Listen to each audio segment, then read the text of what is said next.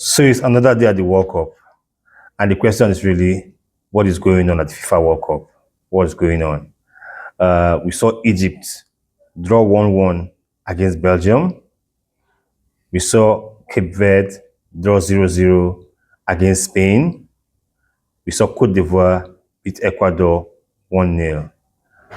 And I look at these results and I can only point 5 things to explain from these massive results, especially from the African sides. My name is China Ikwereman Acheru, and I'm Nigeria's #1 storyteller. So for decades, we have looked for upsets at the World Cup. People just love upsets. People just love the underdogs. Yesterday's games, we saw Cote d'Ivoire beat Ecuador 1-0, not much of an underdog affair in that one. We saw Cape Verde draw 0-0 with Spain. The 40-year-old goalkeeper making at least 7 saves in that game. And we saw Morocco drawing 1-1 with Belgium. What does this tell us? It tells us the gap is closing. And it takes us back to the 1950 World Cup, when USA shockingly beat England 1-0. It takes us back to the 1966 World Cup, where North Korea beat Italy. It takes us back to the 1990 World Cup, where Cameroon beat Argentina in the opening match.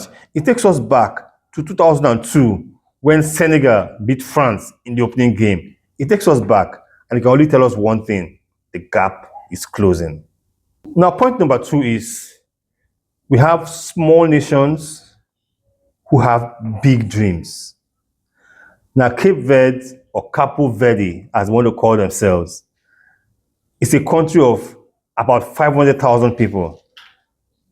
Spain is a country that has won the World Cup, has won multiple Euros.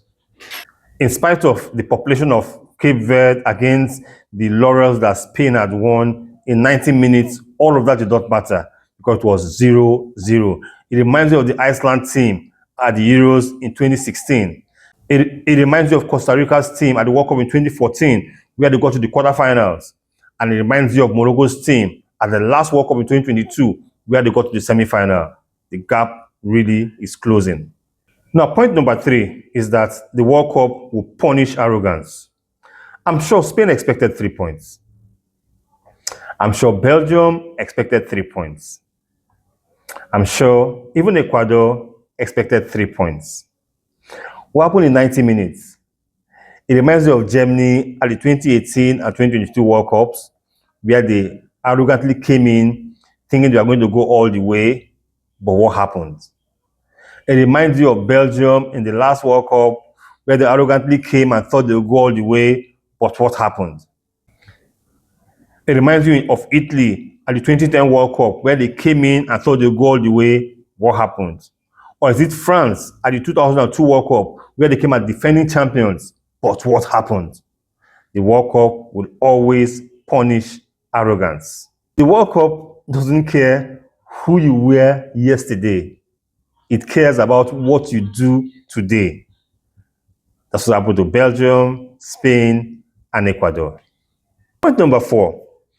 Could this be a story of Africa's rise? Starting from 1978, where Africa won its first game at the World Cup, Tunisia beating Mexico 3-1. Could it just show that Africa might just be rising in world football? Could it just be?